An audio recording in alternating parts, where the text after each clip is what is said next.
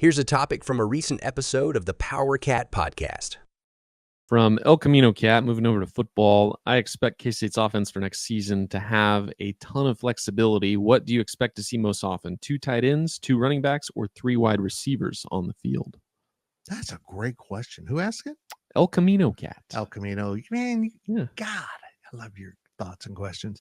I'll probably go with 2 tight ends because you can throw out of that and also power run.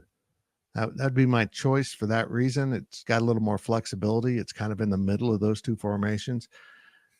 But boy, I'm telling you what, splitting a bunch of guys wide and clearing it out for Avery and one of his 2 running backs seems like a pretty good way to operate offense too. And I also like the ability now to line up and, just be heavy or, even have a lot of receivers on the field with 2 running backs. It just gives them a bunch of weapons. Can I say 3 wide receivers and 2 tight ends if one of the tight ends is also a wide receiver, like lining up in the slot or something that isn't necessarily a tight end position? Yeah. 'Cause I think that's probably more likely that K-State puts, a couple of guys out on the field that are tight ends, but one of them's not going to be tight. One will be out wide. I agree. That's my prediction. I mean, with Oakley and Swanson and some of the younger guys, they had some flexibility. They don't have one guy like Ben Sinnott that can do everything. You can line up and be your blocking tight end. He can be your receiving tight end. He can split out and be a receiver, or he could be your fullback. That's why he was drafted in the 2nd round, that kind of flexibility. And so maybe they'll have to do that more by committee, but they still have an equal level of flexibility.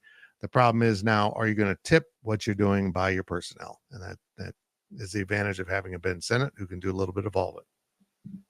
K-State's got weapons on the offensive side, without a doubt, but I think the 2 most lethal or dangerous outside of Avery Johnson, you can make the argument that it's DJ Giddens along with Dylan Edwards. And so I think it'd be a lot of fun to see those 2 in the backfield at the same time together. You can get creative. You can get creative with any of these things we mentioned, absolutely, but you can get really, really creative with those 2 guys in the backfield along with Avery Johnson. Yeah, I mean, I'm excited about that just because, by K-State by formation, certainly under Bill Snyder, I could predict plays. And it got to be that way a little bit with Colin Klein. I kind of knew what they were up to by formations and personnel.